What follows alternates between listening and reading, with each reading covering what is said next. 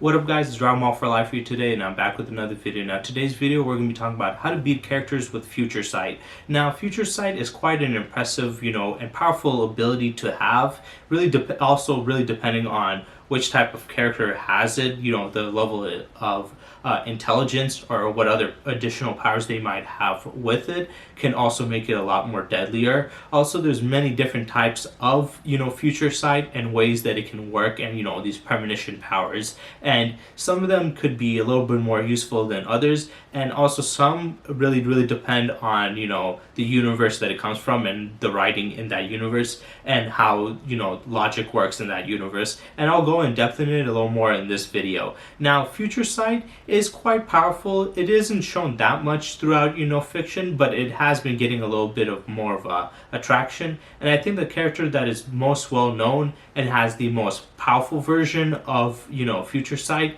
is Yubaha from Bleach. I'm pretty sure that's how you pronounce it. He has one of the most ridiculous, because not only can he see through the future and stuff, he can see countless different possibilities and also choose to go into whichever one whenever. So that makes him a lot more dangerous. So let's go through different Future Sights. Now, there are many different steps to Future Sight. There's two in particular. One is through physical contact, and the other one is through, vicinity. Now, physical contact, basically, it's like you can see through the future if you touch somebody. Like, I forgot what the name of the guy was from My Hero Academia. He could only see the future if he comes into contact with somebody. So he has to literally touch them to see into the future. But then there's also a lot of other characters that don't need that. They can either do it from, being in a close range with somebody, or just in general, like Yubaha, who can just literally look through different possibilities throughout the future and then find the best suitable one for him to,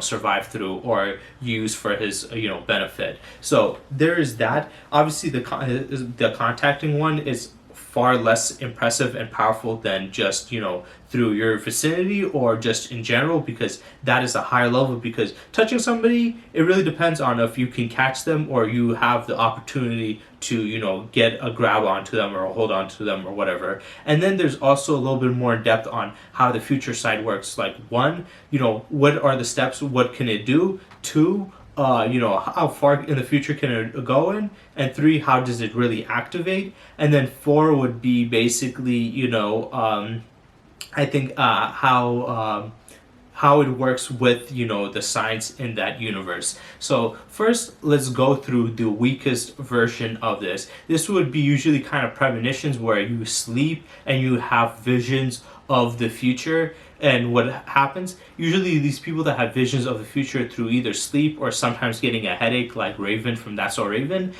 they can see the future and they can try to affect it and alter it. But the problem with it is it comes in randomly. They can't really choose to do it. It comes in randomly. They don't know when. They don't know where in the future, at what point in time. They really have to get into the right moment to realize it, kind of like a deja vu type of thing, to realize that, hey, this was my future vision. And usually the sleeping one, they can be like, very vague. So this is a more vague type of version of premonition and, Future Sight, but it is still pretty impressive and powerful. But still, I would consider it the lowest version. Then we have like the contact version that we had from, once again, I forgot the guy's name from My Hero Academia, where, and I know a lot of you guys are going to be like, oh, it's this guy, okay, but he touches a person and he can see a certain amount of time into the future, and he doesn't know exactly every event, but he can learn most of it. So that one's very powerful. Yes, once again, it's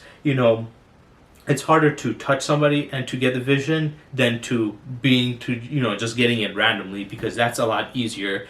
And the reason why that's harder for that one is if you're against an opponent who's way faster and you're trying to touch them, you can't be able to see what's going to happen in the future if you can't touch them. So if they're too fast for you, it's going to be pointless anyway, especially if they can attack from long range and just take them out. And then we have, the type of people that can see through the future by choosing. They don't need to, one, touch somebody, and two, it doesn't happen randomly. They can select it on their own, and they can do it by either just staring at the person or being around a certain distance, or they can just selectively see different possibilities.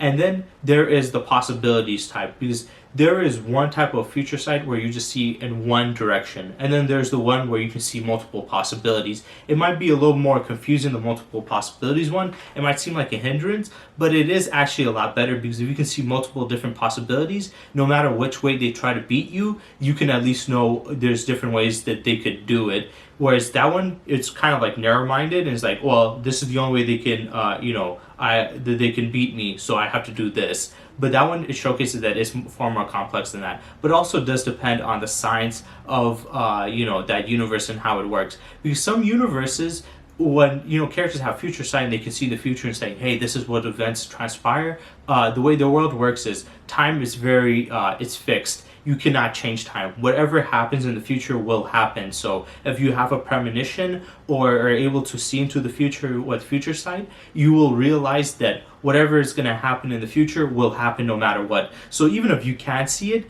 if you are fated to die or lose, you really can't beat that. Now, sometimes story writers go around it by doing it in a way where they think it's going to happen in a certain way by, misdirection, and they misdirect the audience to trick them. But other times when they don't do that and they're just, showcasing what it is instead of saying, hey, there's actually a little more to it, it's basically straightforward. So it also depends on the universe. If the universe states that time is fixated, it really doesn't matter if they have future sight, unless the future sight is saying they win or they have a chance to survive. Then it's positive. But if it says they die or lose, then basically it doesn't really matter, because all they'll be able to do is see their own failures and how it ends, and they can't really do anything against it. Then we have other universes where you can look through multiple different possibilities, meaning that yes, time is somewhat fixated, but it isn't so linear to the point where it's only one way to do it. There's many different ways it can branch out. It's just that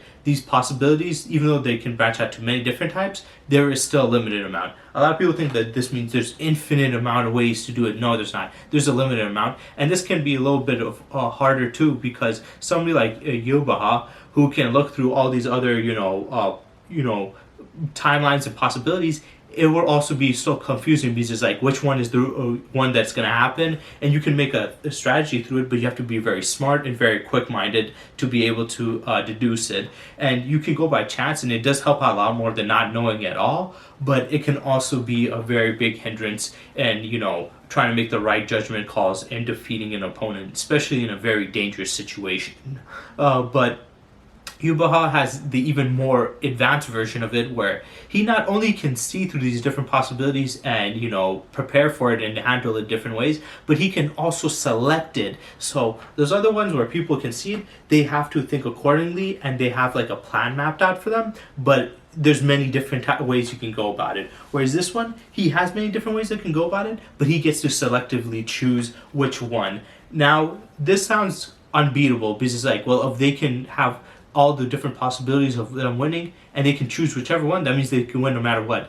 No, not really. There is more to it than that, and I'll get into it in this video. Now, for the future side, from having visions through like headaches or through dreams, it can help out, but like I said, it really depends on if you can change the future. If you cannot in that universe, then it doesn't really matter. So let's put it into a context of these characters that are fighting this universe. You can't change the outcomes, and it's not just linear. Okay, but even then, their future sight is only in one linear path. So even if they do find victory, you can find a way around it and beat them. And also, them being able to see the future, they can't really put the pieces together very well, because it's not very well planned out for them. So people who have those type of powers, you can get the drop on them and still beat them, especially if you're a powerful character. If you have super speed, strength, and durability, and high attack potency, you can still catch them. Or if you're very strategic and you realize that they can see the future and you work accordingly to it, you can beat them. Now, somebody that touches you, like, the guy from, I think his name was Midnight, I forgot what his name was, from, My Hero Academia, where he can see through, time by touching somebody and see their entire, timeline, so they have all the evidence there, they will still need to make contact with the person. So if you have super speed and you can, move away from their touch, then they can't really know anything. So you basically beat them there. And if you have, abilities to create a force field, you can keep them at a distance anyway. Or you could just instantly kill them before they, are able to touch you or get their hands upon you. And you can also still mess with them if you use psychic abilities. If you can create illusions in their mind, you can create a false illusion, an illusion of a false reality or timeline. And even if they did see that you did that, if you were able to get the psychic illusion on them, the great thing is it messes with your perception of time and reality itself when you have like those psychic abilities. So even if they did see, then they will be questioning if it's the truth or you set it up for them. So that's also a very big way to beat those people. But mostly you just have to play keep away and then take them out easily there. Or you could just be so powerful that even if they do see the future, the only future they're going to see is the one where they lose and have no chance of victory. Then we have the ones that can choose multiple different ones, and this is far more deadly because they can see multiple different ways to beat you and stuff, and they can work accordingly to it, but they also would still need to be very smart and strategic. So if you're a character who has super speed, you can speed blitz them, and their thought process, even if they can process it really well, you move so fast that their brain would be frozen and they will be frozen, and there's really nothing they can do. So their possibilities of them succeeding, especially if they're a regular person, will be completely low to zero. And if they do have powers of their own, it will not completely take it away, but it will lower it, especially if you're much faster than them and can at least still tag them a lot easier than they can you. So you need to have that, but also the illusion abilities there, because then they can think that they're going the right direction, but you gave them the false one, so they go to the wrong one. Then we have like people like Yubaha who could not only see that, but also choose it, because this is not just future sight, this is also selective future sight. You can see these different possibilities and choose the best option. And people still think that this is like, unstoppable. It is quite impressive and quite powerful. I'll give it, that. But people assuming that this basically means that if you can do this, you can win any fight. That's only if there's possibilities where you do win. If you're against an opponent who's just so much more powerful than you, stronger than you, faster than you, more durable than you, has more higher attack potencies than you, and have other hacks abilities, then even if you can see through these other possibilities and go to it, you will not be able to win.